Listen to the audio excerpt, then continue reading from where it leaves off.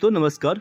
Previous question paper की श्रेणी में आज हम बात करेंगे प्रमुख पाश्चात्य एवं भारतीय चिंतकों से संबंधित टॉपिक हम कंप्लीट कर रहे थे। 50 क्वेश्चन हम कंप्लीट कर चुके हैं। 50 से 51 से आज स्टार्ट करेंगे। प्लीज़ आप लोग वीडियो को लाइक कीजिए, शेयर कीजिए और सब्सक्राइब करिए। चलिए स्टार्ट करते हैं। आज का पहला क्वेश्चन, मार्टिन कापलान ने अंतर्राष्ट्रीय राजव्यवस्था के निम्न में से किस प्रतिमान की कल्पना नहीं की थी? तो उनके द्वारा जो कल्पना नहीं की थी वो सिद्धांत था उत्तर परमाणु युद्ध मॉडल, यानी बी इसमें जो है रॉन्ग हो जाएगा। बाकी पहला शक्ति संतुलन की व्यवस्था, शिथिल द्विध्रुवीय व्यवस्था और दृढ़ द्विध्रुवीय व्यवस्था की बात उनके द्वारा की गई थी, यानी ए, सी और डी राइट हो जाएगा, बी इसमें रॉन्ग हो जाएगा। आप देख सकते हैं अंतर्राष्ट्रीय राजनीति को समझने, उसके विश्लेषण एवं भविष्य की चुनौतियों के समाधान के लिए मार्टिन कापलान की जो 1957 में जो पुस्तक लिखी गई थी, system and process in international politics, जो है विश्व राजनीति का संरचनात्मक विश्लेषण के रूप में एक महत्वपूर्ण प्रयास है। मार्टिन कापलान अपनी इस पुस्तक में अंतर्राष्ट्रीय व्यवहार के निम्न 6 मॉडल प्रस्तुत करते हैं, जिसमें पहला शक्ति संतुलन व्यवस्था, दूसरा जो है ढीली द्विध्रुवीय व्यवस्था, तीसरा कठोर द्विध्रुवीय व्यवस्था और चौथा जो है सार्वभौमिक व्यवस्था, पांचवा पद सोपानीय व्यवस्था और छठा जो है इकाई निषेधाधिकार व्यवस्था से संबंधित है। अगले क्वेश्चन की बात करेंगे, संरचनात्मक प्रकार्यात्मक उपागम किसके नाम से जुड़ा है? तो ये ऑमन एवं पावेल के द्वारा, ए इसका राइट आंसर हो जाएगा। आप इसका एक्सप्लेनेशन देख सकते हैं। अगले क्वेश्चन की बात करेंगे, संरचनात्मक प्रकार्यात्मक सिद्धांत के प्रतिपादक कौन हैं? तो कौन हो जाएगा? ग्रेवियल आमंड, यानी बी इसका राइट आंसर हो जाएगा। अगला क्वेश्चन है, निम्नलिखित में से कौन आमंड के हित अभिव्यक्त करने वाली संरचनाओं के वर्गीकरण में शामिल नहीं है? तो इसमें प्रजातीय संरचनाएं शामिल नहीं है। संस्थात्मक संरचनाएं, समुदायात्मक संरचनाएं और प्रदर्शनात्मक संरचनाएं, ये तीनों राइट हो जाएंगी।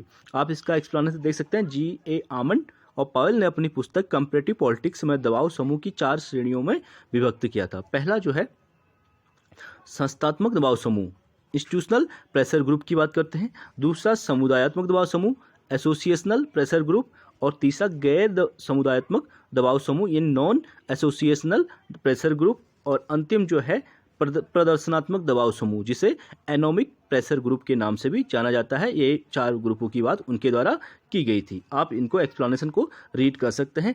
अगले क्वेश्चन की बात करेंगे, इनमें से किसे वैज्ञानिक प्रबंध का पिता कहा जाता है? तो वैज्ञानिक प्रबंध का पिता जो है F.W. टेलर को कहा जाता है।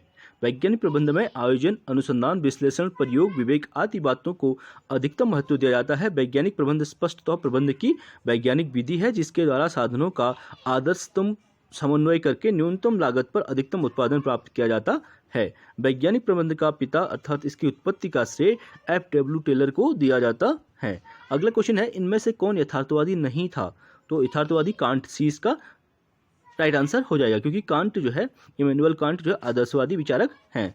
बाकी हॉब्स, थ्यूसिडाइज और मैकियावेली यथार्थवादी हैं। आप इसका एक्सप्लेनेशन देख सकते हैं। अगले क्वेश्चन की बात करेंगे, इनमें से किसने कहा था कि ज्ञान शक्ति है? तो ज्ञान ही शक्ति है, ये फ्रांसिस बेकन के द्वारा कहा गया था, जो ऑप्शन इसमें नहीं है। इसमें इन चारों में से कोई भी नहीं होगा। आप इसका एक्सप्लेनेशन रीड कर सकते हैं। नॉलेज इज पावर की बात फ्रांसिस बेकन के द्वारा की गई थी। फ्रांसिस बेकन अंग्रेज दार्शनिक और न्यायविद थे, जिसे वैज्ञानिक पद्धति का उन्नायक माना जाता है। अगले क्वेश्चन की बात करेंगे, शासकीय विचारधारा की संकल्पना इनमें से किसकी है? तो शासकीय विचारधारा की जो संकल्पना है ये मोस्का की है, जिन्होंने द रूलिंग क्लास बुक भी लिखी गई थी, गेटानो मोस्का। आप देख सकते हैं इनकी गेटानो मोस्का अभिजनवादी वर्गवादी विचारक हैं। इनकी प्रसिद्ध जो पुस्तक रूलिंग क्लास शासक वर्ग से ही संबंधित है। अगला क्वेश्चन है, निम्नलिखित में से किस एक सिद्धांतवादी ने कहा कि मैं समस्त मानव जाति की एक सामान्य प्रवृत्ति की एक के बाद दूसरी शक्ति प्राप्त करने की शाश्वत तथा अनवरत अभिलाषा को प्रस्तुत करता हूं, जो केवल मृत्यु के साथ ही समाप्त होती है? तो ये कहा गया था हॉब्स के द्वारा। इसका ए राइट आंसर हो जाएगा। आप देख सकते हैं। अगले क्वेश्चन की बात करेंगे, सेवाइन कहता है कि आंग्ल भाषा भाषी जातियों ने जितने भी राजनीतिक दार्शनिकों को जन्म दिया है, उनमें कदाचित महानतम लेखक हैं। कौन है? हॉब्स। बी इसका राइट आंसर हो जाएगा। प्रोफेसर सेवाइन कहते हैं कि आंग्ल भाषा भाषी जातियों ने जितने भी राजनीतिक दार्शनिकों को जन्म दिया है, उनमें हॉब्स कदाचित महानतम लेखक हैं। सेवाइन कहता है कि यह स्पष्ट व्यक्तिवाद ही है जो हॉब्स के दर्शन के उस युग का सर्वाधिक क्रांतिकारी सिद्धांत बनाता है। अगला क्वेश्चन, निम्नलिखित में से किसने बुद्धिजीवियों के वर्चस्व के सिद्धांत का प्रतिपादन किया था? तो बुद्धिजीवियों के बारे में जो सिद्धांत दिया गया था वो ग्रामसी के द्वारा दिया गया था। आप सी इसका राइट आंसर हो जाएगा। इसे देख सकते हैं। ग्रामसी प्राधान्य सिद्धांत का प्रमुख है, जिसमें बुद्धिजीवी की परिभाषा भी निहित है।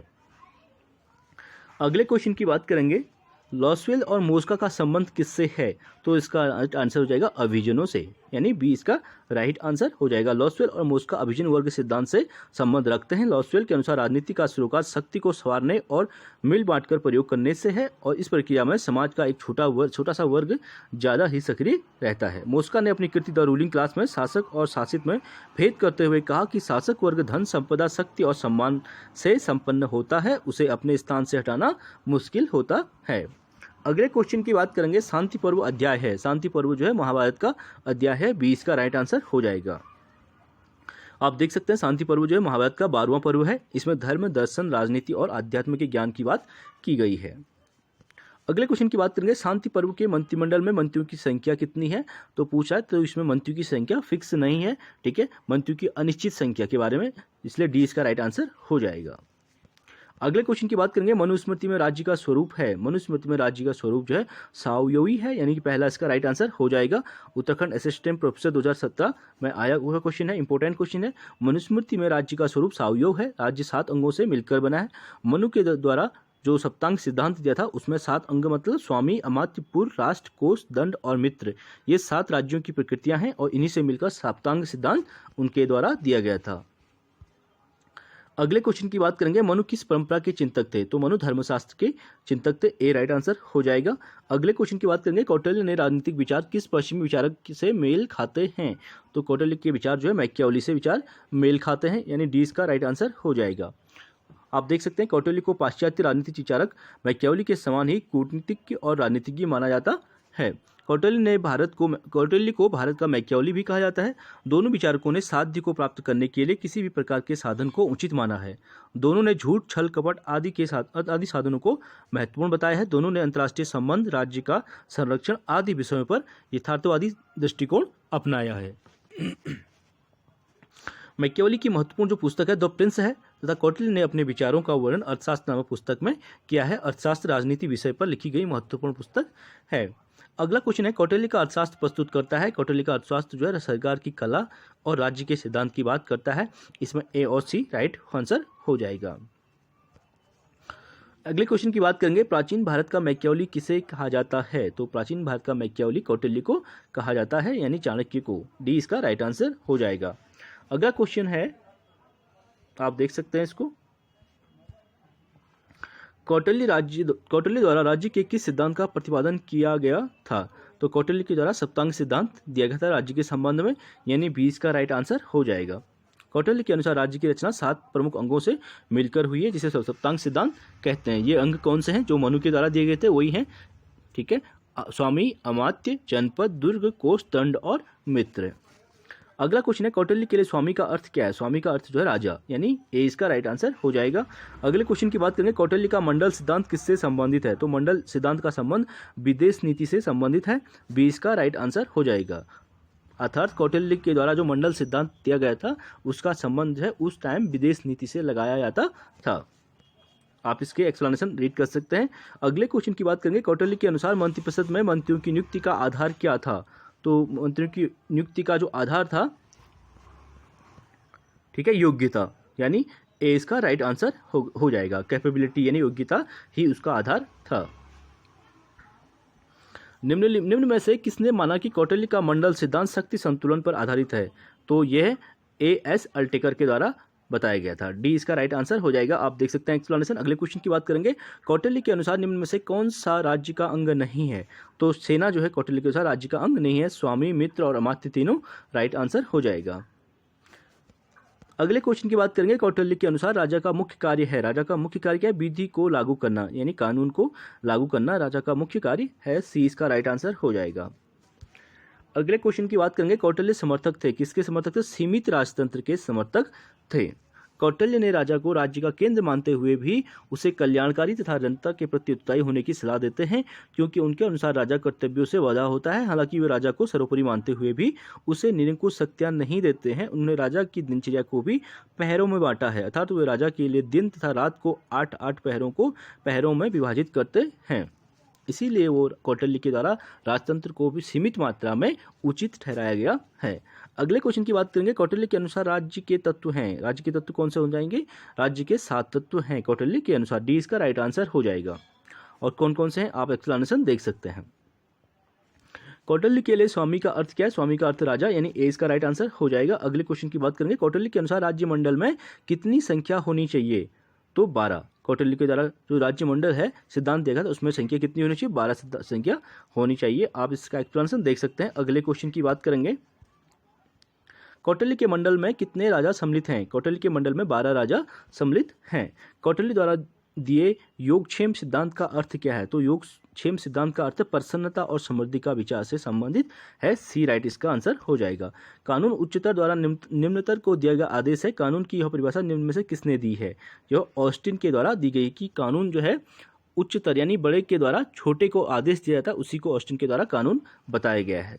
ऑस्टिन इंग्लैंड के विधान शास्त्री था, जिसने 1832 में प्रकाशित अपनी पुस्तक विधान शास्त्र पर व्याख्यान लेक्चर्स ऑन द जूरिस्प्रूडेंस में संप्रभुता के सिद्धांत का प्रतिपादन किया। यह हॉब्स और बेंथम के विचारों से प्रभावित था और बेंथम के समान ही ऑस्टिन का उद्देश्य भी कानून और परंपरा के बीच भेद करना और परंपरा पर कानून की श्रेष्ठता स्थापित करना था।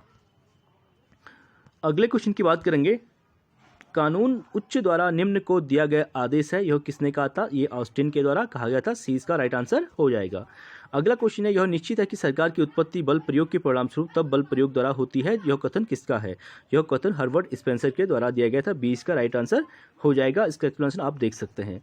अगले क्वेश्चन की बात करेंगे, निम्नलिखित में से किसको कानून के समादेश सिद्धांत यानी कमांड थ्योरी ऑफ लॉ का उन्नायक कहा जाता है? तो जॉन ऑस्टिन को कहा जाता है।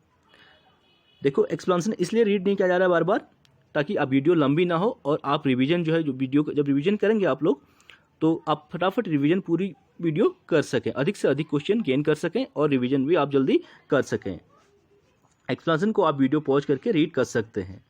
अगले क्वेश्चन की बात करेंगे, कानून संप्रभु का आदेश है, यह कथन किसका है? तो कानून जो है संप्रभु का आदेश है, ये जॉन ऑस्टिन के द्वारा कहा गया था। ए इसका राइट आंसर हो जाएगा।